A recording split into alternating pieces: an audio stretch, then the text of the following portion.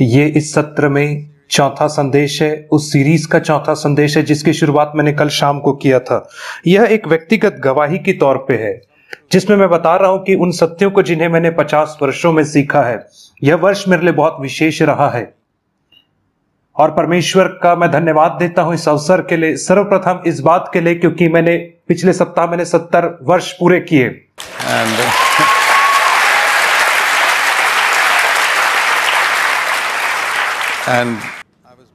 और मेरा नया जन्म आज से 50 वर्ष पहले हुआ था। और ये बहुत ही अद्भुत 50 साल रहे यीशु मसीह को बेहतर तरीके से जानने के, उसकी सेवा करने के, और मैं इसके किसी भी चीज के लिए नहीं बदलना चाहूंगा। परमेश्वर की सेवकाई करना सबसे बड़ा सौभाग्य होता है जिसे वह किसी को दे सकता है। और इन 45 सालों में मैं पूर्णकालिक मसीही सेवकाई में रहा हूं।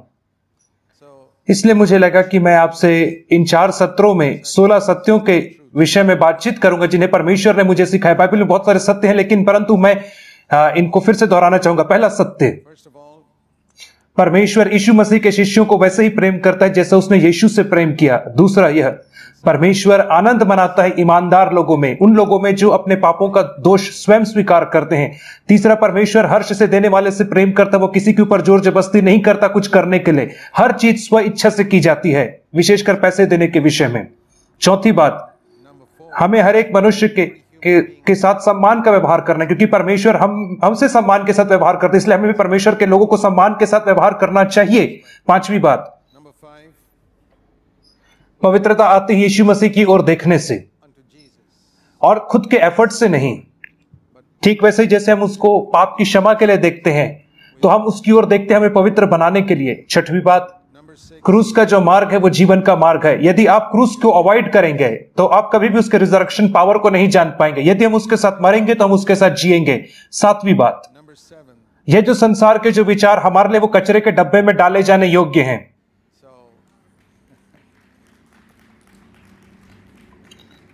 और इसलिए हमें कभी भी विचलित नहीं होना चाहिए, चाहे लोग हमारे विषय में अच्छा कहें या बुरा कहें, दोनों कचरे के डब्बे में डाले जाने के योग्य हैं। आठवीं बात, हमें निरंतर पवित्र आत्मा से भरे जाने की आवश्यकता है।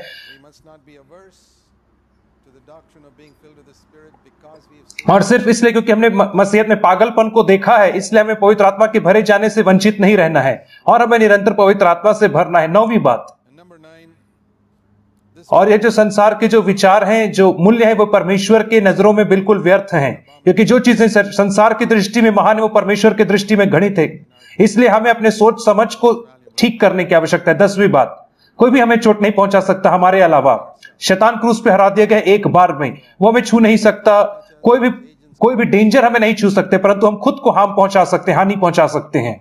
11वीं बात, परमेश्वर को जानना घनिष्ठता से, यही तो मजबूत होने का रहस्य है। यीशु मसीह ने कहा अनंत जीवन यह कि परमेश्वर को जानना, और यही तो हमारे जीवन की उमंग होनी चाहिए कि हम और अधिक बेहतर परमेश्वर को जान सके, इस बात को जान सके कि परमेश्वर कौन है और वो क्या चाहता है, और ये हमारे स्वयं के कॉन्फिडेंस को बढ़ाता है। 12वीं बात, परमेश्वर ने हमारे जीवन के लिए एक विशेष और सिद्ध योजना बनाई है। उसने पहले ही से सारी चीजों को निर्धारित किया है, पूर्व निर्धारित किया है कि हमें क्या करना है, जिसे हमें पूरा करना है हमारे सांसारिक जीवन में। और आप कभी भी उससे बेहतर प्लान नहीं बना सकते जिसे परमेश्वर ने आपके लिए बनाया है। और मैं अंतिम 4 सत्यों के विषय में चर्चा करूंगा। 13वां सत्य, नई वाचा वह पुरानी वाचा से कहीं बढ़कर है। और मेरी आशा थी कि जब मेरा नया जन्म हुआ तब किसी ने मुझे यह बात बताई होती है। मेरी आशा थी, जब मैं 20 वर्ष का था तब मेरी चाहत थी कि काश कोई मुझे बताता कि ये एक नई वाचा है, तब मुझे पुरानी वाचा में जीवन नहीं जीना पड़ता। और जो भारत देश था, जैसे इंडिया देश था, वो ब्रिटिश लोग उसके ऊपर अधिकार करते थे 1947 तक, लेकिन 62 वर्ष पहले हमें स्वतंत्रता मिली। और हम में से कोई भी ब्रिटिश गवर्नमेंट के अधीनता में अब नहीं जाना चाहते हैं, और आप लोग भी नहीं जाना चाहते होंगे। तो आप क्यों पुरानी वाचा में रहना चाहते हैं? वह तो पहले ही समाप्त कर दी गई, पेंतीकुस्त के दिन में समाप्त हो गई। पवित्र आत्मा आया, यीशु मसीह मध्यस्थ है नई वाचा का। शैतान ना केवल छुपाता है उद्धार के सत्य को और पापों की क्षमा के सत्य को लोगों से, इसलिए बहुत सारे लोग जो हैं तभी तो उन्होंने नया जन्म नहीं पाया है। वो नई वाचा के सत्य को भी छुपाता है परमेश्वर के लोगों से। मैं जानता हूं क्योंकि उसने इस सत्य को मेरी आंखों से छुपाया था। 16 वर्षों तक मेरे नया जन्म प्राप्त करने के बाद मैं परमेश्वर को पिता बुलाता था, लेकिन मैं असुरक्षित रहता था क्योंकि मैं नहीं जानता था कि वो मेरा पिता है। मैंने यीशु मसीह के विषय में बात करी कि वह लोगों को उनके पापों से उद्धार करता है, परंतु मैं अपने कड़वाहट से, एंगर से, बिटरनेस से नहीं बचाया गया था जब तक कि मैंने इस बात को ज्ञात नहीं किया कि मैं नई वाचा में प्रवेश किया। मैंने पापों की क्षमा पाया है। दाऊद को भी 1000 साल पहले, मसीह के 1000 साल पहले पापों की क्षमा मिली थी। भजन संहिता 103 में कहता, अभी तो कहता है कि धन्य यहोवा को धन्य कहे मेरे मन, क्योंकि वही तेरे पापों को क्षमा करता है। जो चंगाई है वो नई वाचा की आशीष नहीं है। और 103 में दाऊद कहता कि यीशु मसीह ने, दाऊद ने अपनी चंगाई को महसूस किया और उसने समृद्धि को पाया, क्योंकि नए नियम की नहीं परंतु पुराने नियम की आशीष है। व्यवस्था विवरण 28 अध्याय में लिखा है। और नए नियम में क्या है, बहुत सारी चीजें, लेकिन मेरे पास समय नहीं कि आपको सारी चीजें बताऊं। सबसे मुख्य बात जो है, वो सारी चीजें जो बाहरी थी पुराने नियम में, वो नए नियम में अंदर बन जाती हैं। यीशु मसीह ने कहा, यदि कोई प्यासा हो तो मेरे पास आए, और जो विश्वास करेगा उसके अंदर से जीवन के जल की नदियां बह निकलेंगी। और पुरानी वाचा में, पुराने नियम में जो बहता था वो ऊपर से बहता था, इसलिए पवित्र आत्मा से वे लोग बाहर से। और यीशु मसीह ने सामरिया की स्त्री को कहा कि मैं तेरे अंदर एक ऐसे सोते को डाल दूंगा जो जीवन के जल की नदियां जैसे उमड़ निकलेंगी। तो मैंने जाना कि जो नई वाचा है वो अंदरूनी जीवन है, बाहरी जीवन नहीं। एक और बात जो मैंने देखा वो ये है कि जो कभी कभार होता था पुराने नियम में, वो निरंतर होता है नए नियम में। उदाहरण स्वरूप, पुराने नियम में वे हर सैटरडे को परमेश्वर के पास आकर के आराधना करते थे, और वो सैटरडे आते थे और संडे वो अपने कुड़कुड़ाने बुड़बुड़ाने के ऊपर चले जाते थे, और 6 दिन के बाद 7वें दिन फिर से सैटरडे परमेश्वर की आराधना करने आते थे। और मैंने पाया कि मेरा जीवन वैसे ही मसीह होने के नाते, सिर्फ इतना ही कि मैं सैटरडे से संडे सुबह परमेश्वर की आराधना करने लगा था। और संडे सुबह मैं आराधना करता हूं, मुझे ऐसा लगता है मैं बहुत ऊंचाइयों में पहुंच गया, और मंडे सुबह जाकर के काम में फिर से, और फिर पूरा हफ्ता मेरा वैसे ही बर्बादी में निकल जाता था, और फिर संडे में आकर के परमेश्वर की आराधना करता था। परंतु नई वाचा में मुझे परमेश्वर में आनंद मनाना था हमेशा। हमेशा का अर्थ है 24 घंटे 7 दिन। मैं इस बात को, इस जीवन को नहीं जानता था जब तक कि परमेश्वर ने मेरी आंखों को इस सत्य के लिए नहीं खोला कि यीशु वह एक मध्यस्थ है नई वाचा का, कि मुझे पुरानी वाचा में जीने की आवश्यकता नहीं है। अब मुझे शैतान की अधीनता में जीने की आवश्यकता नहीं है। यीशु मसीह ने कहा, तुम सत्य को जानोगे और सत्य तुम्हें स्वतंत्र करेगा। हम कभी भी स्वतंत्र नहीं हो सकते जब तक हमारे अंदर सत्य को जानने की लालसा नहीं होगी। मैं आपको प्रोत्साहित करना चाहूंगा भाइयों और बहनों, आप परमेश्वर को खोजें और आप हियाव ना छोड़ें। तब तक आप खोजते रहे जब तक कि नई वाचा के सत्य आपके जीवन में सत्य ना हो जाए। मैं बहुत ही इसके लिए आतुर हो गया था अपने मसीही जीवन के वजह से। मेरे बाहरी जो टेस्टिमनी थी, गवाही थी, वो बहुत अच्छी थी, परंतु अंदरूनी तौर पे मैं पराजित था।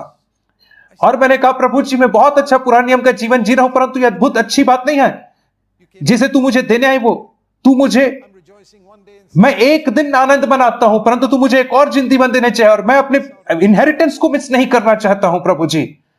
और जो थर्स्ट है वो बहुत इंपॉर्टेंट रिक्वायरमेंट है। बाइबल कहती है यदि आप संपूर्ण हृदय से परमेश्वर की खोज करोगे तो आप उसे पाओगे। यह एक लॉ है जिसे यिर्मयाह 29:13 में कहा है, जहां पे कहता है कि तुम मुझे खोजोगे और मुझे पाओगे जब तुम मुझे संपूर्ण हृदय से खोजने आओगे।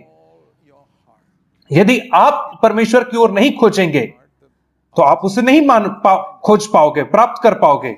और दुखद बात है बहुत सारे मसीहियों के जीवन में कि वे परमेश्वर को अपने संपूर्ण दिल से नहीं खोजते। उनको थोड़ा बहुत रिलीजन चाहिए क्योंकि वे स्वर्ग जाना चाहते हैं मरने के बाद, परंतु वे इस बात को नहीं स्वीकार करते कि उनके पास बहुत सारी बातें जिसे परमेश्वर ने उनके लिए रखी हैं, जो हमारे सांसारिक जीवन को स्वर्गीय जीवन बना सकती है।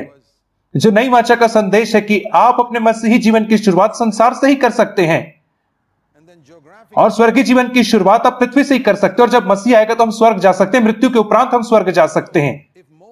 यदि मूसा इस्राएल के लोगों को 10 आज्ञाओं की वजह से इतने हाई लेवल ऑफ लाइफ में उठा सकता था, क्योंकि जो जितने नेशंस थे आसपास उनके लोगों से उनका जो लाइफ स्टैंडर्ड था वो बहुत ऊंचा था, क्योंकि वो पुरानी वाचा का मध्यस्थ था। लेकिन नई वाचा के विषय में क्या, वो कितनी ऊंची है? उसका उत्तर है उतना ही ऊंचा जितना यीशु मसीह मूसा से ऊंचा है। और ऐसा क्यों है कि बहुत सारे मसीही जो इस बात का दावा करते हैं प्रभु यीशु मसीह के शिष्य होने का, वे इस ऊंचे स्तर में नहीं पहुंच पाते हैं मूसा के शिष्यों से, एलिया के समान, यूहन्ना बपतिस्मा देने वाला। यीशु मसीह ने कहा कि परमेश्वर के राज्य का सबसे छोटा व्यक्ति वो यूहन्ना बपतिस्मा देने वाले से ऊपर उठेगा, मत्ती 11:11 के अनुसार।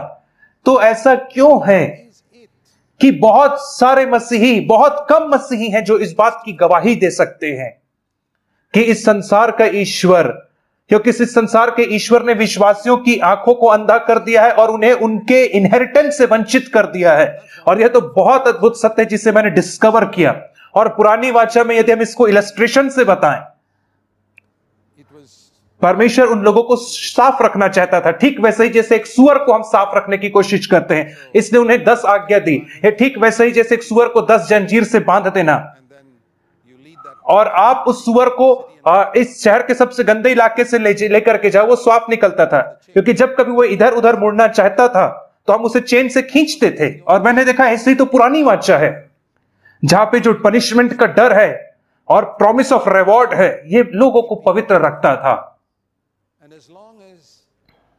और जब तक मैं परमेश्वर की आज्ञा का पालन कर रहा था, दंड के भय से या किसी रिवॉर्ड के प्रॉमिस की वजह से, आप दशमांश द्वारा आपको पदोन्नति मिलेगी, ये सारी पुरानी वाचा थी।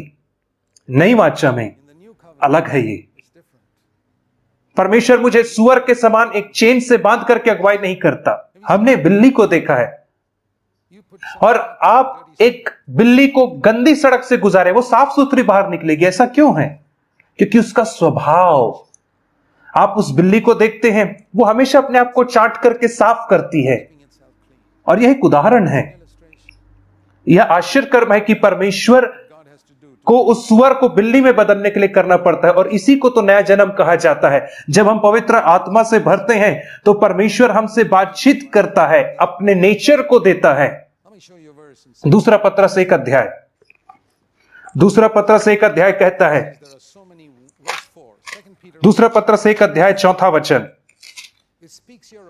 और यहां पे वो बहुत बड़ी प्रतिज्ञाएं, बहुमूल्य प्रतिज्ञाओं के विषय में बात कर रहा है जिसे परमेश्वर ने हमें दिया है। और उसका संपूर्ण उद्देश्य यह है, इस वचन में कहा गया है, उसका उद्देश्य यह है कि मैं ईश्वरीय स्वभाव का सहभागी हो जाऊं।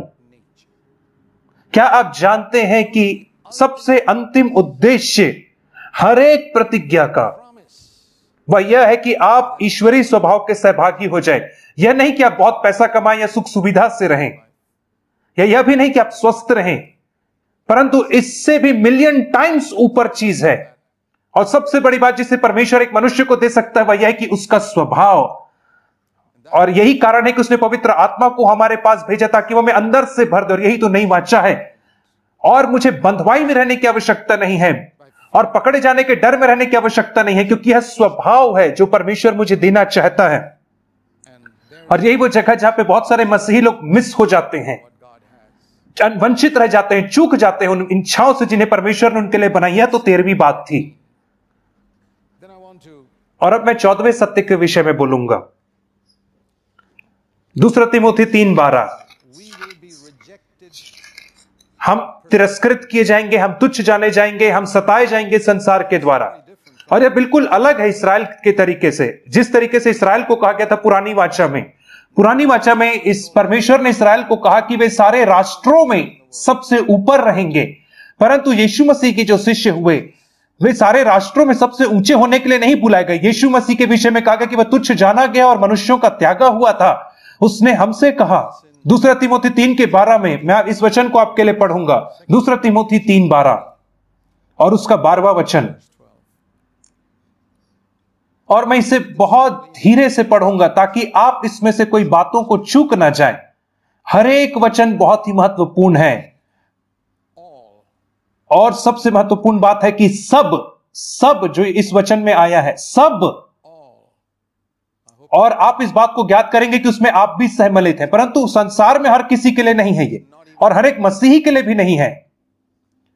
और वे सब जो भक्ति जीवन जीने की लालसा करते हैं मसीह यीशु में, और जितने लोग वे सब मसीह यीशु में भक्ति में जीवन जीने की लालसा करते हैं, बिना समझौता किए, बिना अपने मूल्यों को त्यागे, जो परमेश्वर की हर एक बातों में आज्ञा मानने की कोशिश करते हैं, लालसा रखते हैं, वे लोग सताए जाएंगे।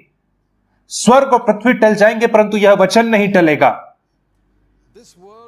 यह जो वचन है यह परमेश्वर के वचन के हमेशा विरोध में रहता है, और यदि हम यीशु मसीह का अनुसरण करेंगे तो किसी न किसी रीति से हम सताए जाएंगे, अन्यथा फिर यह वचन नहीं है। आप किसी भी ट्रांसलेशन को उठा लें जो आपको पसंद है बाइबल का, सब के सब जो भक्ति में जीवन जीना चाहते मसीह यीशु में, वे सताए जाएंगे। और इस रीति से मैंने इस वचन को समझा, मैं अपनी गवाही आपको बताता हूं, क्योंकि इन चीजों को मैंने सीखा है। मैंने इस वचन को पढ़ा और मैंने जाना कि यदि मैं सताया नहीं जा रहा हूं किसी न किसी रीति से अपने विश्वास के लिए, तो उसका अर्थ यह है कि मैं सचमुच में मसीह यीशु में भक्ति में जीवन जीना नहीं चाह रहा हूं। और जब मैंने इसे बहुत बहुत पहले जान लिया था, जब मैं बहुत यंग क्रिश्चियन था, जब मैं नेवी में ऑफिसर था, और नेवी में ही तो मेरा नया जन्म हुआ था, और मैंने जाना कि जो मेरे सीनियर ऑफिसर्स थे कई बार मुझसे कहते थे उन चीजों को करने के लिए जो परमेश्वर के वचन के विपरीत था, जो मेरे विवेक के विपरीत था, और वे ऐसे काम करते थे जो अधर्मी काम था, और मुझसे कहते थे कि उस अधर्मी कामों को करने में मेरी सहायता करें उनके स्वयं के लाभ के लिए। और मैंने उनके सामने सावधान रह करके खड़े रहना पड़ता था और कहना पड़ता था कि मैं नहीं कर सकता, माफ करिएगा सर, क्योंकि मैं एक मसीही हूं। और मिलिट्री में बहुत गंभीर बात है आज्ञा की अवहेलना करना, आपको कोर्ट मार्शल दिया जा सकता है, आपको जेल में बंद किया जा सकता है। यह वैसा नहीं है जैसे आप अपने बॉस में, ऑफिस में बॉस को कहो और आपको लात मार के बाहर निकाल दे। यहां पे आप नरक चले जाते हो, सॉरी जेल चले जाते हो।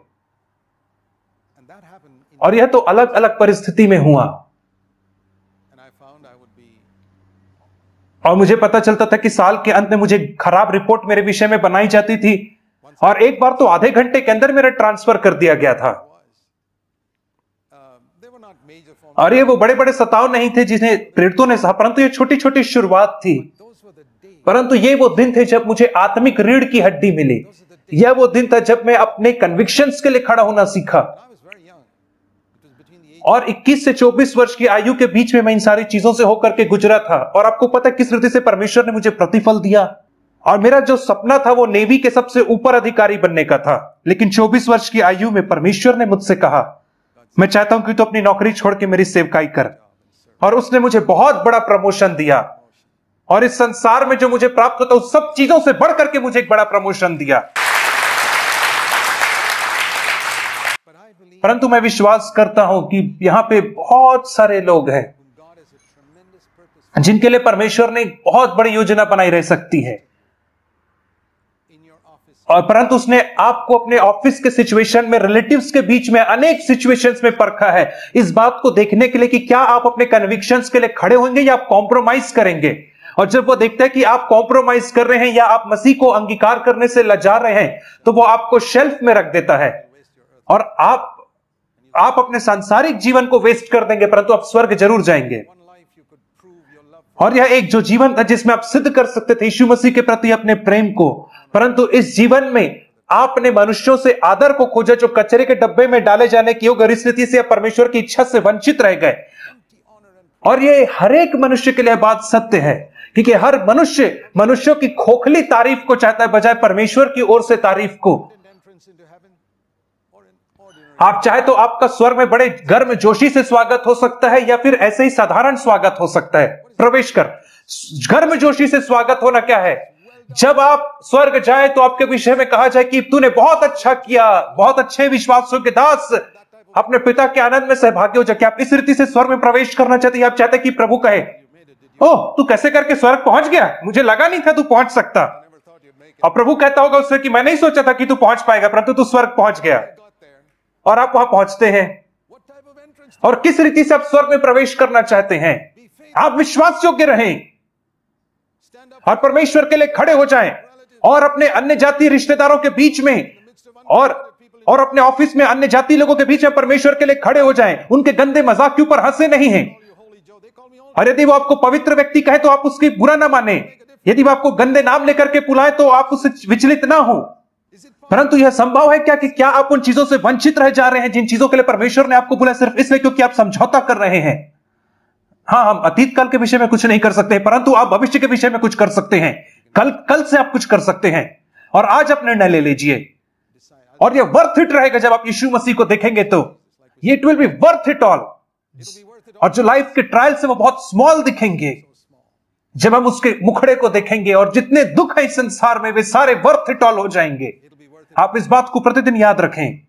और मैं यीशु मसीह के विषय में सोचता था, जब वो क्रूस पे लटका हुआ था, और वहां पे किसी भी and he was not ashamed, वहां पे अशेम्ड नहीं था। जब वो नेकेड वहां पे लटका हुआ था, तो मैं कहा, प्रभु जी मैं भी कभी अशेम्ड नहीं होऊंगा तेरे लिए, and I will never be ashamed. इन्होंने प्रभु आइजैक ने कहा कि मैं भी,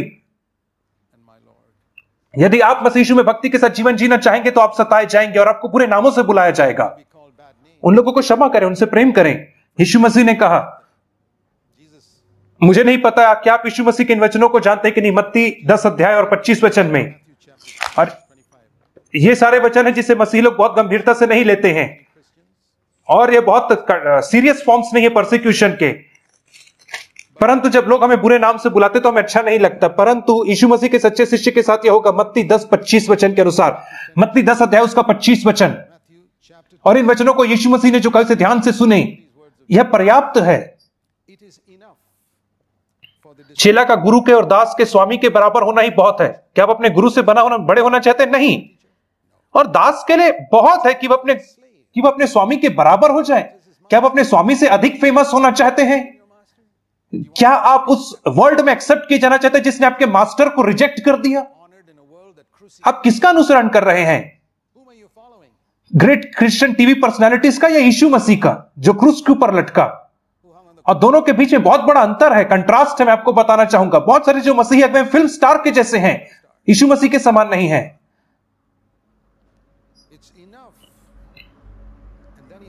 जब उन्होंने घर के स्वामी को शैतान कहा, बालजबूल कहा, अर्थात शैतान का राजकुमार, तो उसके घर वालों को क्या कुछ कितना बढ़ करके गंदा गंदा ना कहेंगे उसके परिवार के लोगों को। और मैं कैसे जानूंगा कि मैं यीशु मसीह के परिवार का हिस्सा हूं इस वचन के अनुसार? और एक 10 वर्ष का लड़का आपको बता सकता है इस वचन को पढ़ करके। मैं कैसे जानूंगा कि मैं यीशु मसीह के परिवार का सदस्य हूं? क्योंकि इस परिवार के मुखिया को शैतान कहा गया। तो दूसरे लोगों ने आपको किन नामों से बुलाया है? क्या किसी ने आपको शैतान बुलाया है? परमेश्वर की सेवा करने में, और बहुत सारे लोग मुझे अप्रिशिएट करते हैं, मुझे ऑनर देते हैं, और मैं आपको बताता हूं मुझे क्या क्या नामों से और इंटरनेट में मुझे भारत में बुलाया गया।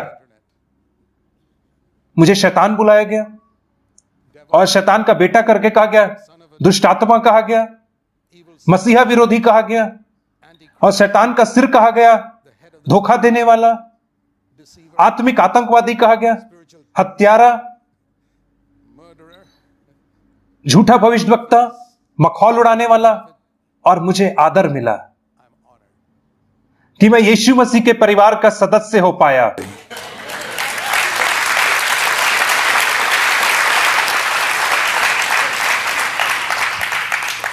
और यीशु मसीह आगे कहता है कि आप धोखे से पकड़ाए जाओगे, लोग आपको कोर्ट में लेकर के जाएंगे। मेरे साथ भी हुआ, झूठे आरोप लगा करके मुझे कोर्ट में लेकर के गए।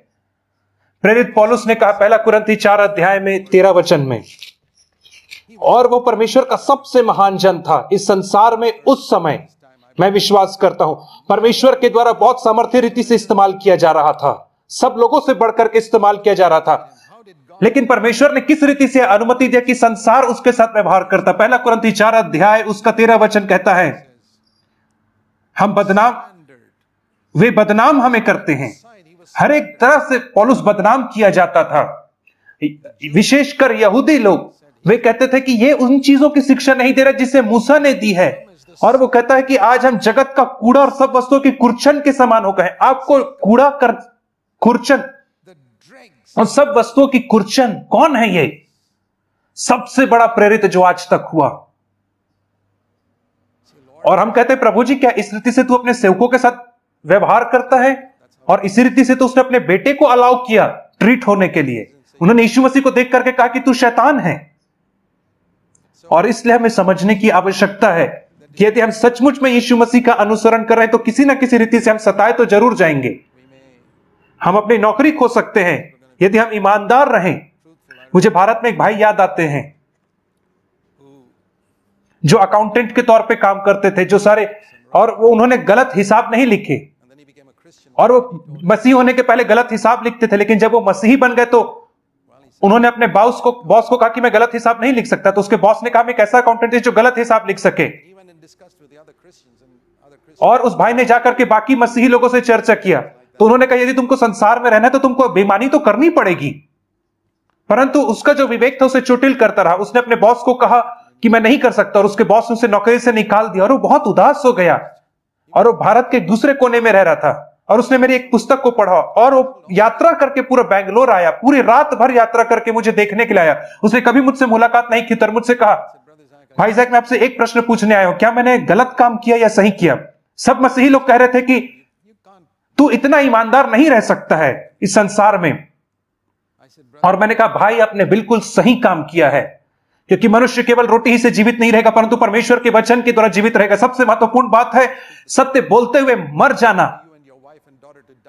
और अपने बच्चे को और बेटियों को भूखा मरने छोड़ देना, इससे बदले कि आप झूठ बोले। मैं आपको एक और प्रतिज्ञा देता हूं, बाइबल कहती है कि जो मेरा आदर करते हैं उनका मैं आदर करूंगा, और इसलिए परमेश्वर आपको नीचे नहीं करेगा। आप भूखे नहीं मरोगे, आपकी पत्नी नहीं मरेगी भूखे, आपकी बेटी भूखे नहीं मरेगी। और परमेश्वर ने ऐसा किया, परमेश्वर ने उसे एक अच्छी नौकरी दिया। परमेश्वर उन लोगों का आदर करता है जो उसका आदर सम्मान करते हैं। परंतु सोचे कि वो किन बातों से वंचित रह जाता, चूक जाता, अद्भुत बातों से, यदि वो वहां पे समझौता करता अपने ऑफिस में।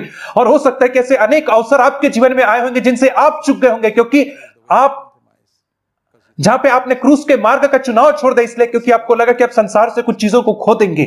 इसी कनेक्शन में एक और चीज बोलना चाहूंगा।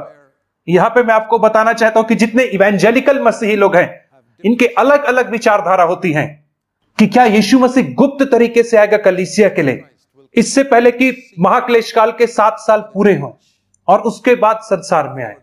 और मुझे लगता है कि 90% नए जन्म पाए हुए विश्वासी लोग, आप में से बहुत सारे लोग इस बात के ऊपर विश्वास करते हैं कि यीशु मसीह महाक्लेश काल के 7 साल पहले ही आ जाएगा। इससे जैसे ही महाक्लेश काल आरंभ हो, वैसे ही कलीसिया का गुप्त आगमन उठा लिया जाना होगा।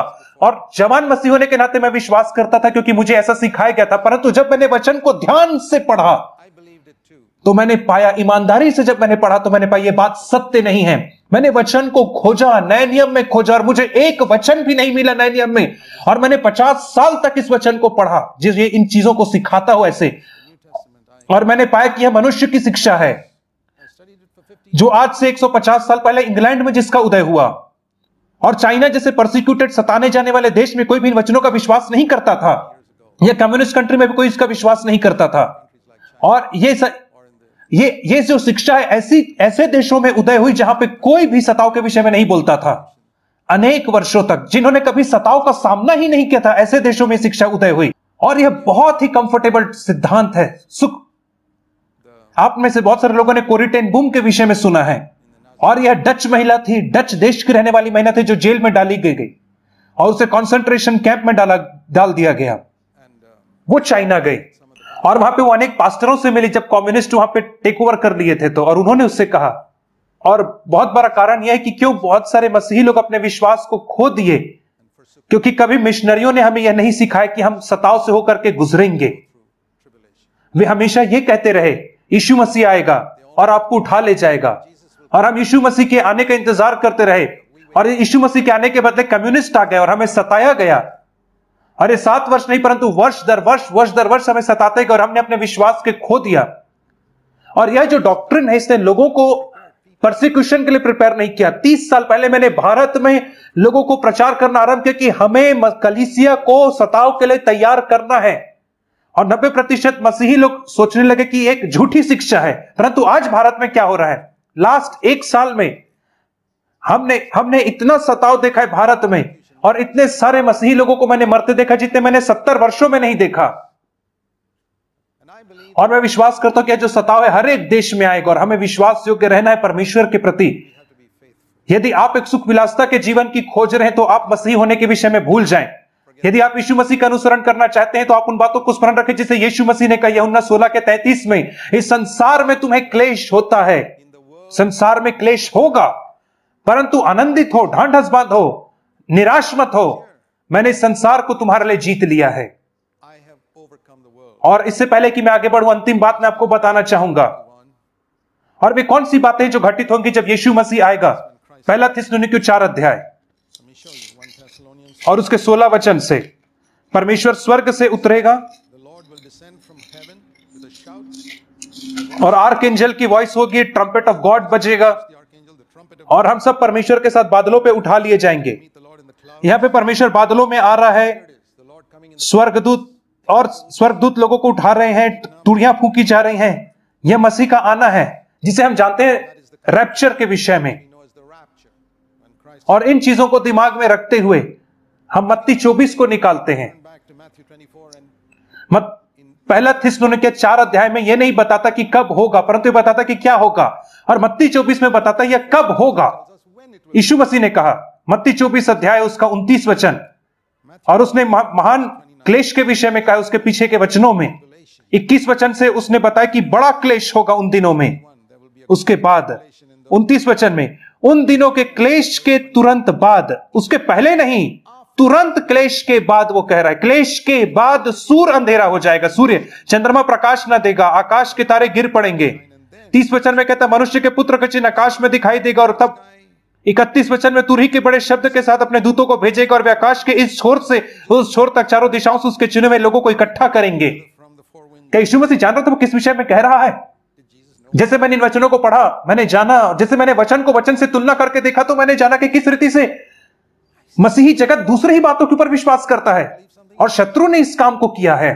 दूसरे थिस्सलुनीकियों 2 अध्याय, मैंने इन वचनों को पढ़ा, 1, 2, 3 वचन को। I read these verses. हे भाइयों, अब हमारे प्रभु यीशु मसीह के आने और उसके पास इकट्ठे होने के विषय में तुमसे विनती करते हैं, अर्थात रैप्चर के विषय में वो कह रहा है। दूसरा थिस्सलुनीकियों 2 अध्याय 2 वचन, कि किसी आत्मा या वचन या पत्री के द्वारा जो मानो हमारी ओर से न, यह समझकर कि प्रभु का दिन आ पहुंचे, तुम्हारा मन अचानक अस्थिर न हो जाए और ना तुम घबराओ। As if it were from us. और तीसरा वचन कहता है किसी रीति से Thessalonians. किसी के धोखे में ना आना। Let no one और मुझे लगता है आपको इस वचन को सुनने की आवश्यकता है कि कोई आपको धोखा ना दे किसी रीति से, क्योंकि वह दिन ना आएगा pray for that day जब तक धर्म का त्याग ना हो ले, until there's this जब तक धर्म का त्याग ना हो जाए, जब तक कि महान धर्म का त्यागना ना हो जाए। और इसे आज हम देख रहे हैं, और वह पाप का पुरुष anti Christ, and the Antichrist, विनाश का पुत्र प्रकट ना हो जाए, the son of perdition, जो विरोध करता और हर एक को जो ईश्वर opposes and और हर एक को ईश्वर या पूज्य कहलाता है। to be God. Verse 4. और इसके बाद ही Revealed परमेश्वर आएगा, प्रभु यीशु मसीह आएगा। हम सबको यीशु मसीह के आने के लिए तैयार होने की आवश्यकता है, परंतु हमें इस सताव के समय के लिए भी तैयार होना है जिसका सामना कलीसिया करने वाली है। the church is going to और यह वह समय है कि हम अपने आप को तैयार करें, अपने आप को मजबूत करें, जैसे हमें मिलिट्री में सिखाया गया था। जितना आप शांति में पसीना बहाओगे, उतना आप युद्ध के समय उतना कम खून बहाओगे। जितना ज्यादा हम इस शांति के समय अपनी तैयारी करेंगे, उतना ज्यादा हम युद्ध लड़ने के लिए तैयार रहेंगे। जब सताव का समय हमारे पास आएगा। तो when the time of tribulation. 15 बात, Number 15. फिलिप्पियों 4:19, हमें केवल परमेश्वर के ऊपर भरोसा रखना है जो हमारी हर एक आवश्यकताओं की पूर्ति कर सकता है। यह मेरे लिए बहुत बड़ा सत्य रहा है, और यह कोई ऐसी बात है जिसने मेरी बहुत मदद की है, स्पेशल बीते 42 इयर्स में। Christian word. मैंने पाया कि बहुत सारे मसीही लोग हैं, इन वचनों में भी उनके डिफरेंट ओपिनियंस होते हैं। और मैं आपको अपनी पर्सनल टेस्टिमनी दे रहा हूं, मैं किसी को जज नहीं कर रहा, मैं किसी को कंडेम नहीं कर रहा, मैं ऐसा भी नहीं कह रहा कि Condemn anybody else. Or मैं ऐसा भी नहीं कह रहा कोई से गलत अलग तरीके से कर रहा है तो वो गलत कर रहा है। मैं इस तरीके से बता रहा हूं जिससे मैंने 50 वर्षों में अनुभव किया है। फिलिप्पियों 4:19 वचन के अनुसार, मेरा परमेश्वर मेरी हर एक आवश्यकताओं को अपनी महिमा के धन के अनुसार पूरी करेगा। हमारी बहुत सारी आवश्यकताएं हैं, और सबसे मुख्य जो जरूरत है वो पाप के ऊपर जय पाना है। और मेरी और भी आवश्यकताएं हैं, फिजिकल नीड्स है, चंगाई की जरूरत है, फाइनेंशियल नीड्स हैं, material needs, physical needs. For और ये हमारी बेसिक नीड्स हैं, आत्मिक, शारीरिक, आर्थिक। these are our basic needs: spiritual, physical, financial.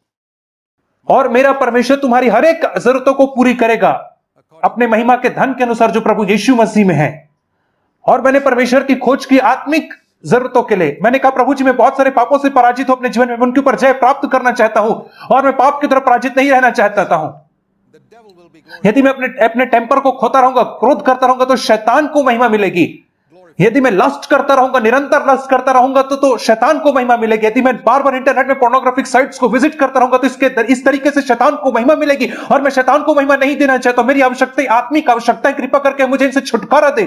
उसके बाद मेरी शारीरिक आवश्यकताएं आती है। जब आप बीमार होते हैं तो सही बात है कि आप परमेश्वर से अपनी चंगाई की प्रार्थना करें।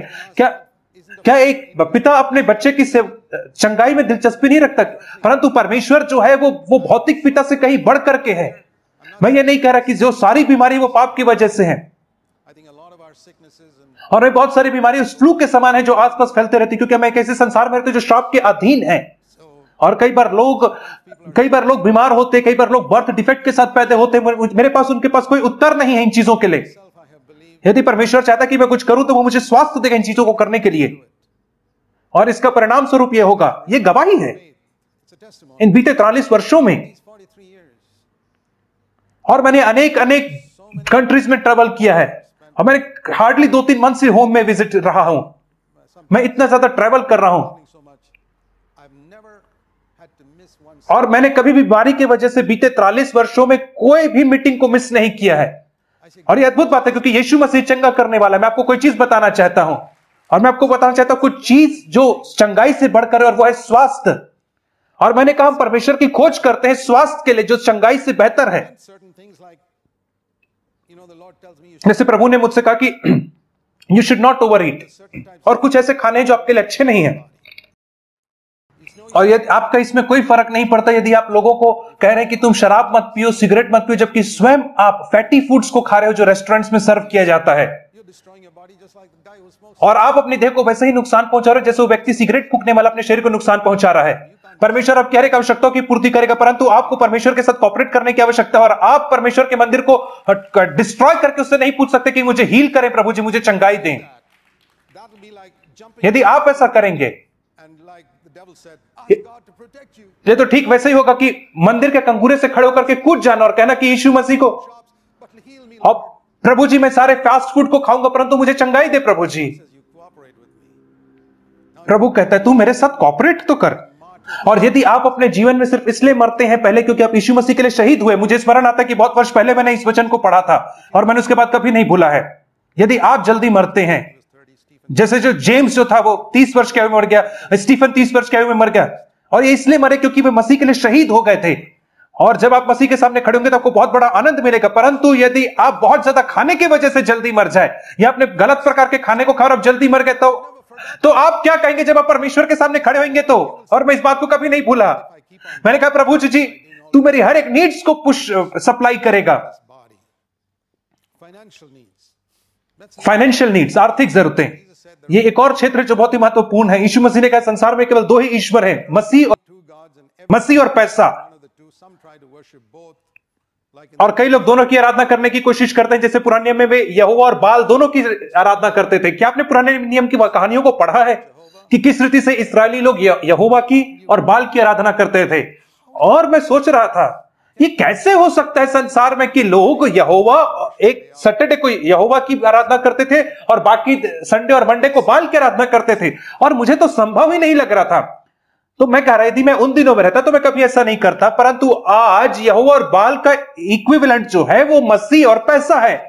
आप देखते हैं कि बहुत सारे लोग संडे के दिन मसीह की आराधना करते हैं और मंडे को पैसे की आराधना करते हैं, और बहुत सारे मसीही लोग हैं वे वास्तविकता में मसीह की आराधना नहीं करते परंतु वे पैसे की आराधना कर रहे हैं अपने जीवन में। आपके पास 2 ईश्वर नहीं हो सकता है, वैसे जैसे आपके पास 2 पति नहीं हो सकते। यदि मसीह आपका पति तो आप दूसरे पति को नहीं रख सकते हो। यदि आप दूसरा पति करना चाहोगे तो आपको बाइबल वेश्या कहेगी। और बहुत सारे मसीही लोगों के साथ यह समस्या इस जगह में, इस क्षेत्र में, और मैंने अपने स्वयं के जीवन से इस बात को पाया है। और परमेश्वर के ऊपर भरोसा नहीं करना सबसे बड़ा इंसल्ट है जो मुझे दे सकता हूं।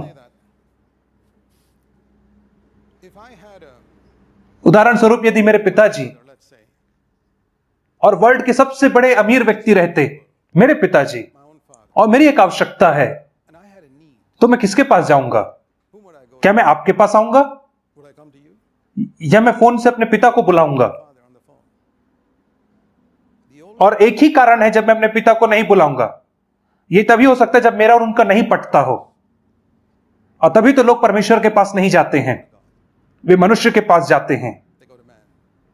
क्योंकि उनका रिश्ता जो है स्वर्गीय पिता के साथ अच्छा नहीं है। मैंने निर्णय लिया, I decided मेरा स्वर्गीय पिता my heavenly Father is और वो इस संसार के सबसे अमीर व्यक्ति से भी अमीर है। और आपको पता है वो शास्त्रों में क्या कहता है? This is the silver, सोना चांदी मेरे हैं the cattle on a thousand. और हजारों हजार पहाड़ियों में जितने जानवर हैं सब मेरे हैं। I wouldn't tell you.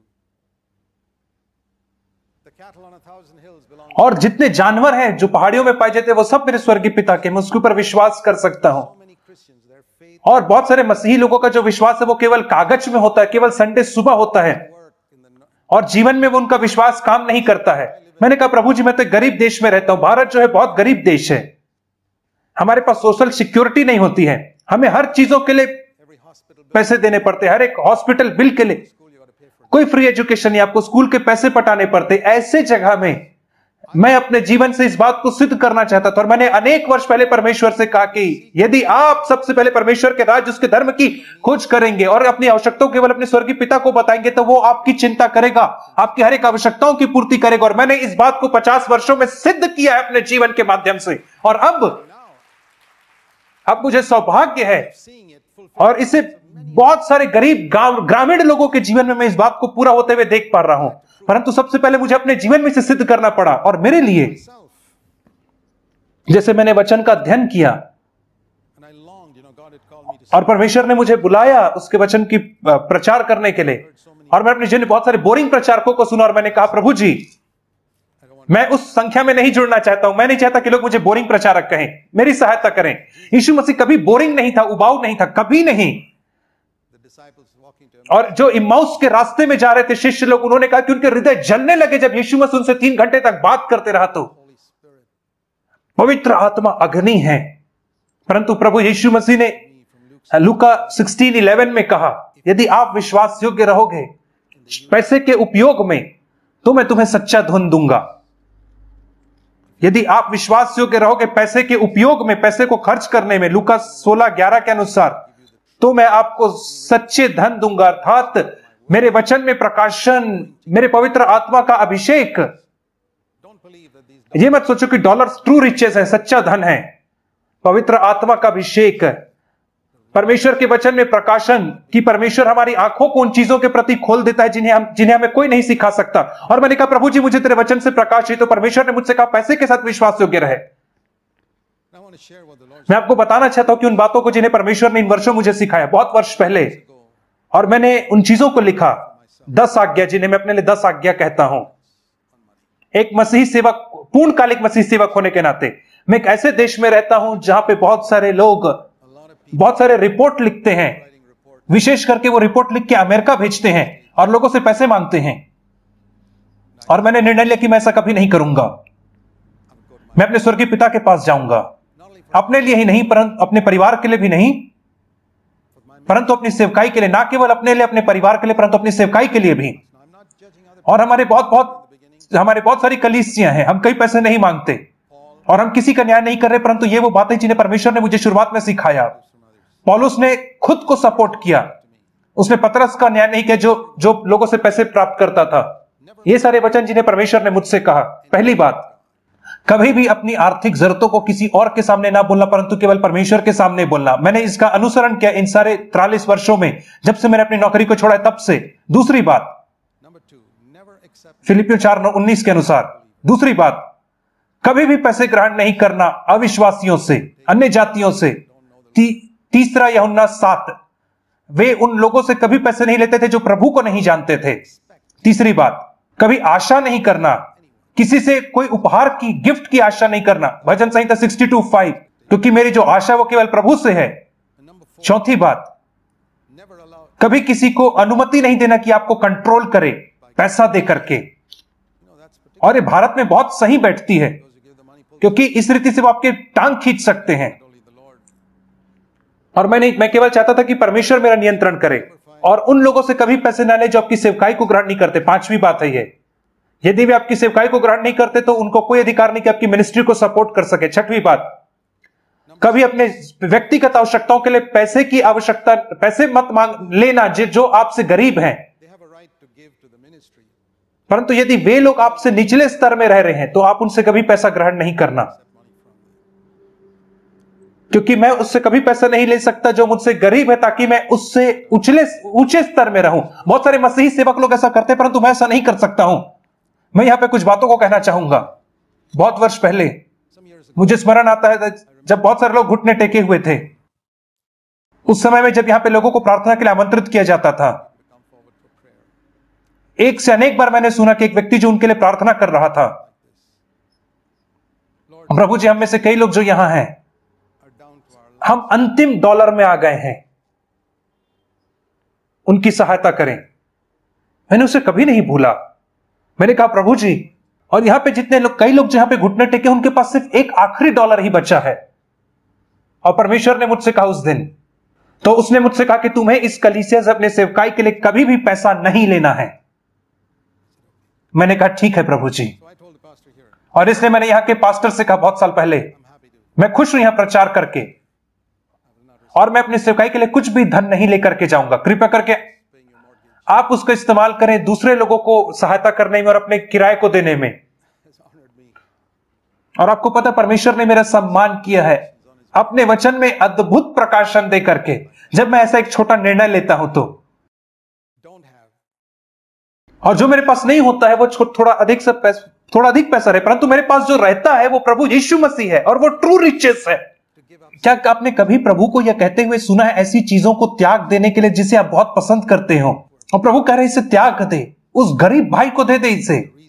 और एक प्रोफेटिक वर्ड, भविष्यवक्ताई वचन के लैक का कारण यह क्योंकि हम उसके वचन के ऊपर विश्वास नहीं करते।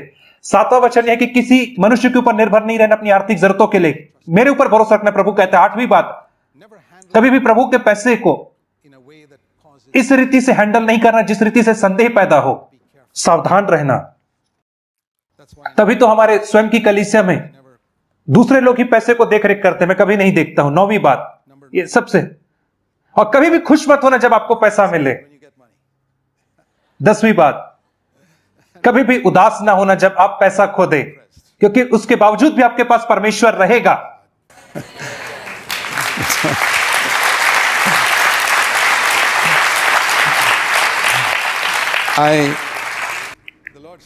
और परमेश्वर ने मुझे सिखाया कि सिंपल रहना, साधारण रहना बहुत आसान है। और मैं और मेरी पत्नी बहुत ही साधारण तरीके से हमारे घर में रहे हैं। जैसे किसी व्यक्ति ने कहा, जब आप इस बात को पाएंगे कि आपके पास कुछ नहीं बचा है परंतु केवल परमेश्वर बचा, तब आप जानेंगे कि परमेश्वर सब चीजों से बढ़कर है। और मैं आपको प्रोत्साहित करना चाहूंगा भाइयों बहनों, आप पूर्णकालिक मसीह सेवकाई में ना हो, परंतु आप विश्वास योग्य से प्रभु के प्रति विश्वास योग्य रहें। 16वां सत्य, और हमें उन सब लोगों को ग्रहण करना है जिन्हें परमेश्वर ने ग्रहण किया है। और मेरी चाहत है कि मसीह में उतने ही भाई बहन मैं चाहूंगा कि मेरे रहें जितना मसीह के संतान हैं। उसका अर्थ यह है कि जितनी संतान परमेश्वर के हैं, मेरी चाहत होगी कि मेरे भाई बहन भी मसीह में उतने ही हों। मैं किसी को काट के अलग नहीं करना चाहता जो परमेश्वर की संतान है सिर्फ इसलिए क्योंकि वो मेरे साथ सहमत नहीं होता किसी डॉक्ट्रिन या सिद्धांत के ऊपर, या सिर्फ इसलिए क्योंकि उसका किसी क्षेत्र में डिफरेंट व्यू है, या सिर्फ इसलिए कि वो दूसरी कलीसिया का है। मैं विश्वास करता हूं कि बहुत सारे विश्वासियों के मसीही लोग हैं जो रोमन कैथोलिक चर्चेस में हैं। मदर टेरेसा जो भारत में थी, वो सचमुच में विश्वासी थी। मैं उनके डॉक्ट्रिन के साथ शायद सहमत ना हूं, और मैं मरियम के ऊपर मीडिएटर के तौर पे विश्वास नहीं करता। हो सकता है उनके समझ में कुछ बात गलत हो, परंतु उनका हृदय सही होता है क्योंकि परमेश्वर हृदय को देखता है। और बहुत सारे डॉक्ट्रिनल डिसएग्रीमेंट्स होते हैं, परंतु ये केवल मस्तिष्क से संबंध रखता है। और जब आप परमेश्वर के सामने, न्याय आसन के सामने खड़े होंगे, तो वो आपको डॉक्ट्रिन के विषय में क्वेश्चन आंसर नहीं करेगा। वो आपके हृदय को देखता है, परमेश्वर आपके हृदय को देखता है। और मेरे मित्र हैं जो पेंटिकॉस्टल कैरिस्मेटिक चर्च में हैं, मैं उनसे सहमत नहीं होता हूं, परंतु मैं उनसे प्रेम रखता हूं। वे नए जन्म पाए हुए विश्वासी लोग हैं, और इसलिए परमेश्वर ने मुझे सिखाया कि मैं उन हर लोगों को ग्रहण करूं जिन्हें परमेश्वर ने ग्रहण किया है। मैं उन लोगों के साथ काम नहीं कर पाऊंगा। जैसे कई सारे लोग शिशु के बपतिस्मा में विश्वास रखते हैं, और वे लोग मुझसे कहते हैं, मैं परंतु एक बच्चे को बपतिस्मा देना नहीं चाहूंगा। और मैं उनसे कहता हूं कि भाई आप अलग कलीसिया की स्थापना करें, हम अलग अलग काम करेंगे, परंतु फिर भी मैं आपसे प्रेम करता रहूंगा। और मैंने इस बात को जाना कि मैं हर किसी के साथ काम नहीं कर सकता हूं। और कई सारे लोग का एक्सट्रीम सिद्धांत रहता है, एक चरम सीमा का सिद्धांत रहता है अन्य भाषा में बोलने के विषय में। और कई लोग कहते हैं कि अन्य भाषा बोलना शैतान की ओर से, कई लोग बहुत अन्य भाषा बोलते हैं। मैं दोनों ही समूह का हिस्सा नहीं हूं। और आवश्यकता के अनुसार हमें अलग अलग रीति से काम करना है, परंतु हमें संगति के लिए खुला रहना है परमेश्वर के हर एक जनों के साथ। यीशु मसीह ने यह नहीं कहा कि सब मनुष्य तुम्हें मेरा शिष्य करके तब जानेंगे जब तुम एक ही बिल्डिंग में मिलोगे। नहीं, यीशु मसीह ने यह भी नहीं कहा कि सब मनुष्य इस रीति से तुम्हें मेरा शिष्य करके जानेंगे जब तुम हर एक व्यवस्था की और हर एक सिद्धांत की हर एक मात्रा और बिंदु के ऊपर सहमत होगे। नहीं, उसने कहा कि सब मनुष्य जानेंगे कि तुम मेरे शिष्य हो जब तुम एक दूसरे से प्रेम करोगे। You know, as I go to different places, और जैसे मैं अनेक अनेक स्थानों में यात्रा करके जाता हूं, लोग मुझसे पूछते हैं, मेरे कलीसिया के विषय में प्रश्न पूछते हैं। वे पूछते हैं, कहते हैं, क्या आप रोटी तोड़ते हो हर एक संडे को? क्या प्रभु भोज करते हो? क्या आप सब अन्य भाषा में बोलते हो? तो ये पेंटिकॉस्टल से होंगे। क्या आप क्या सारी बहनें सिर ढांकती हैं? तो ये मेनोनाइट होंगे। और मैं देखा कि बहुत सारे प्रश्न मसीही लोग मुझसे पूछते। कभी भी किसी ने मुझसे यह प्रश्न नहीं किया, क्या आप सब एक दूसरे से प्रेम करते हो? क्या यह अद्भुत बात नहीं है? और आपका डॉक्ट्रिनल स्टेटमेंट क्या है? यीशु मसीह ने कहा एक बात, जिसे यीशु मसीह ने कहा जो उसके चेलों का विशिष्ट चिन्ह बनेगा, जो बहुत सारे मसीहियों के थिंकिंग में, सोच में सबसे आखिरी स्थान पे होता है। यदि आप परमेश्वर के एक संत को काट दोगे तो आप ही हारने वाले हो गए। और मुझे यह नहीं कि मैं उन सब लोगों के साथ एग्री हूं, मैं हर एक मसीही लोग जो कहते हैं उससे मैं सहमत नहीं होता, परंतु मैं सबसे प्रेम करता हूं। और यदि मैं उनके अंदर मसीह का कुछ भी अंश देखता हूं, मसीह के समान कुछ भी गुण देखता हूं, तो मैं ग्रहण करता हूं। और जैसे मैं दुकान में जा रहा हूं तो मैं पूरी दुकान को नहीं खरीद के ले आता हूं, मैं केवल एक टूथपेस्ट खरीद करके लाता हूं। और यदि वैसे ही मैं एक विश्वासी के पास जाता हूं तो मैं उसमें से एक चीज को ले सकता हूं, ग्रहण कर सकता हूं उसके जीवन से। और वैसे ही मैं क्या करता हूं, एक दुकान से दूसरी दुकान से तीसरी दुकान जा सकता हूं, और वो सारी चीजें मुफ्त है, और मैं उन सारी चीजों को लेता हूं जिनकी मुझे आवश्यकता होती है, और मैं एक धनी व्यक्ति बन जाता हूं। और मैं देखता हूं किसी रीति से तो होता है, यदि मैं परमेश्वर के सारे संतानों के साथ खुला रहूं, और तो मुझे आवश्यकता नहीं कि मैं सारी चीजों को ग्रहण करूं जिन्हें वे सिखाते हैं, परंतु यदि मैं उनके अंदर कुछ मसीह के समान देख पा रहा हूं, कुछ मसीह की नम्रता को देख पा रहा हूं, या जिस रीति से मसीह ने केयर के गरीब लोगों जैसे मदर टेरेसा के अंदर था, या एक passion to reach people for Christ में देख पा रहा हूं, तो मुझे उन लोगों के साथ सहमत होने की आवश्यकता नहीं है, तो मैं धनी हो सकता हूं।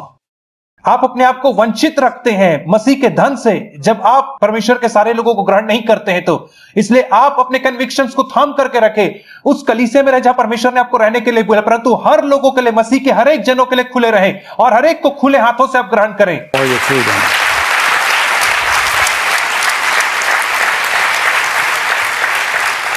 और तब हमारा कोई रिग्रेट नहीं रहेगा, कोई पछतावा नहीं रहेगा जब मसीह आएगा। तो आइए हम प्रार्थना करें।